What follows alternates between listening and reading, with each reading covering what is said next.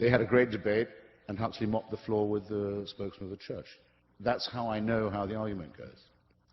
And in America, admittedly, 50 years later, good grief, but still, the same argument happens in Tennessee, in a courtroom this time. And again, they lose. By all means, teach the argument in that way. You just can't teach it in science class. And by the way, if there's going to be equal time for this stuff, then every church that gets any subsidy from the faith-based initiative or any tax break has to teach evolution in Sunday school.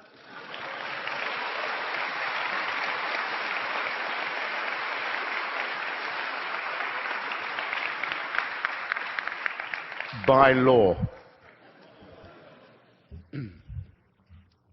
As a fellow anti-theist who is coming to believe more and more that you can't make accommodation with a pack of lies, I decided to give the other side a chance, and at lunchtime I went to a cathedral right near here, and I saw some people who were sitting there, and they found a place where they didn't feel judged. And I saw two nice young men who were going over the ceremony for them to become priests and serve their community. And I went home and I read a very charming little story about people in a Muslim village hearing the call to prayer, and the high and the low taking off their shoes, bowing their heads, and coming together. And as an anti-theist, I think it's all very well to say, this is nonsense what you believe. But what can we do to call the community together? Have you given that some thought? Sure. Good question. I mean, one of the things that annoys me about the responses that I get sometimes from the faithful is that they say, well, your theory means that love is only a chemical reaction, say. Well, actually, I do think that there is quite a lot of chemical reaction involved in love, and in some of the things that are associated with it too. But it doesn't mean that one is merely a reductionist. I don't think at all that one must despise the transcendent or the numinous. I wouldn't trust anybody who, say, listening to Mozart on a mountaintop in Cascadia at sunset, didn't feel that maybe there was more to life than his own immediate concerns, and that or could be filled with great compassion for other people. In fact, if this were not so, there wouldn't have been great secular men like Thomas Paine, for example, and Benjamin Franklin, who actually did found the American Anti-Slavery Society, while every Christian in the world was justifying slavery from the Bible, where that justification can in fact be found. Of course there is extraordinary and profound humanism, and without it, where would we be? But I deny only that this is not possible without the fear of a supernatural dictatorship. And I will keep repeating that until the last dog dies. I also have a wager that I put to the religious in these cases.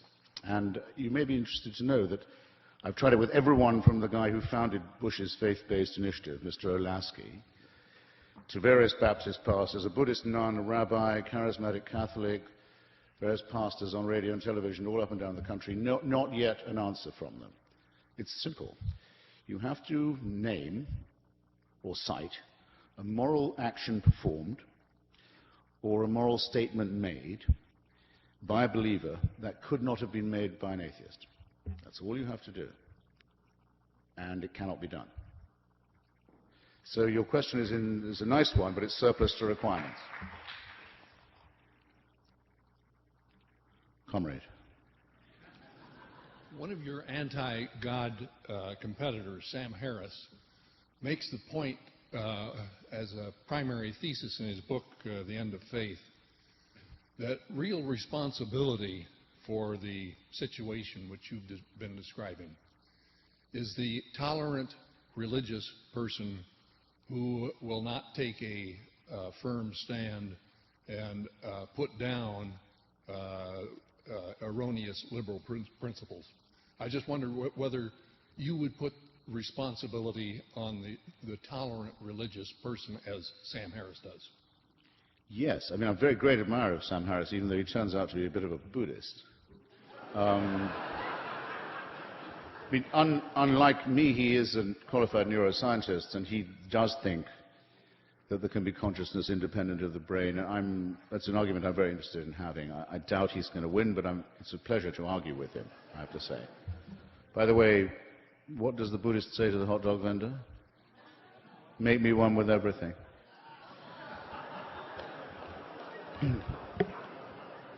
Just quickly, what happens next? He gets a slathered hot dog and from beneath his saffron robes produces a $20 bill, hands it to the vendor, munches, nothing occurs. He says, "Where's my change?" You know what's coming. Change comes only from within. I'll give you an example of what I mean and why I think that those who criticize me for only taking religion at its worst say, well, you're right about the fundamentalists and the extremists, but what about the mainstream? I say this. Remember last year, the Danish case, where a huge organized attempt was made to destroy the economy of a small democracy in Northern Europe, Denmark, because its prime minister refused to break his own law, the law of his country, to censor cartoons in an afternoon newspaper in Copenhagen. With the backing of all the members of the Arab League, a boycott was declared on Denmark to try and sabotage its economy. Its embassies were burned. Its diplomatic immunity was violated in countries where demonstrations are not normally allowed.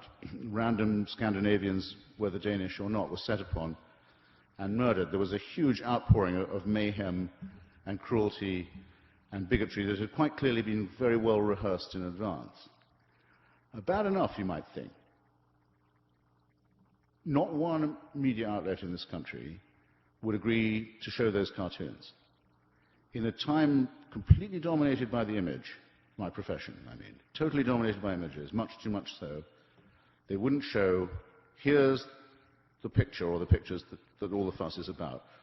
Nor would they show them as a gesture of solidarity to their Danish colleagues who were being subjected not to threats of death, but attempts actually to kill them. And when a small magazine, and I know very well why this was, because I know the editors who took the decision, they were either extremely afraid of violent reprisal if they did their job, or, coming closer to your point, they were afraid of offending religious people. I'm not sure which of those decisions is the most cowardly or contemptible. Taken in conjunction, I think extremely contemptible.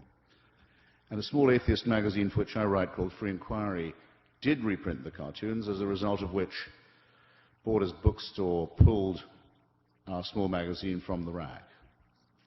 As a result of which I haven't spoken in a Borders Bookstore since I started this tour. Now,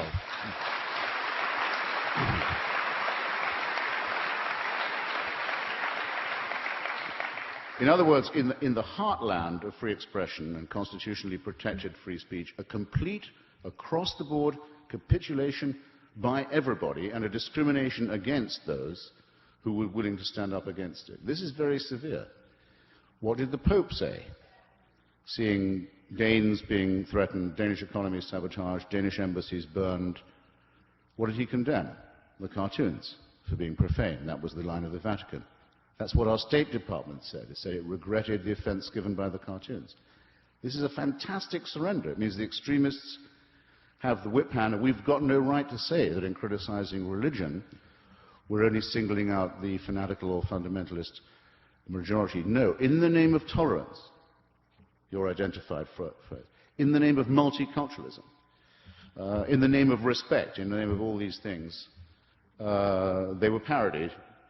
And an abject collapse in the face of religious fascism occurred that I, for one, am not going to forget or allow to be repeated. Muted applause for that. Oh, thank you. Not to nudge you too hard, if people don't applaud, I can become quite morose. Hurt, you know. Not upset, just hurt.